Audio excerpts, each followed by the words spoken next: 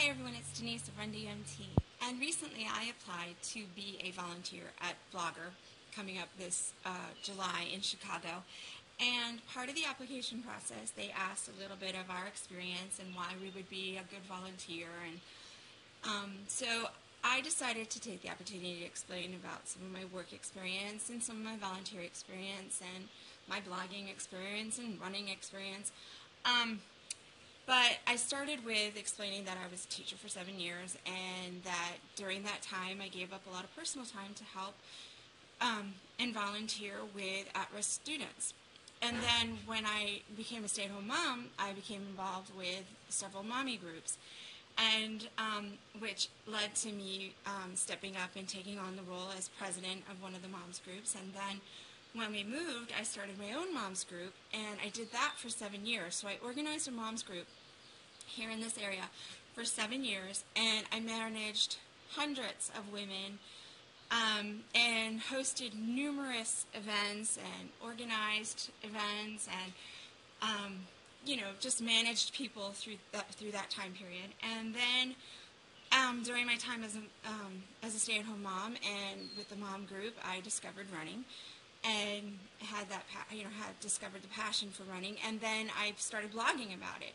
So during my time as a blogger and a runner, I volunteered in numerous races, hosted a few of my own races, and then it led to me founding the Tampa Bay Bloggers, which again has me organizing lots of people and hosting events and putting together mini workshops. And so between all of these groups and social media channels, I've connected with thousands of people. I mean, literally thousands of people. And during my time as a blogger, I became part of the 10 News Mom Squad, which has me basically on the pulse of the Tampa Bay area, and we discuss parenting topics related to hot topics. But overall, I've invested countless of hours building return on relationship and working with brands and people, and so with that, I have to ask, what is the criteria to be a volunteer at BlogHer? What am I missing?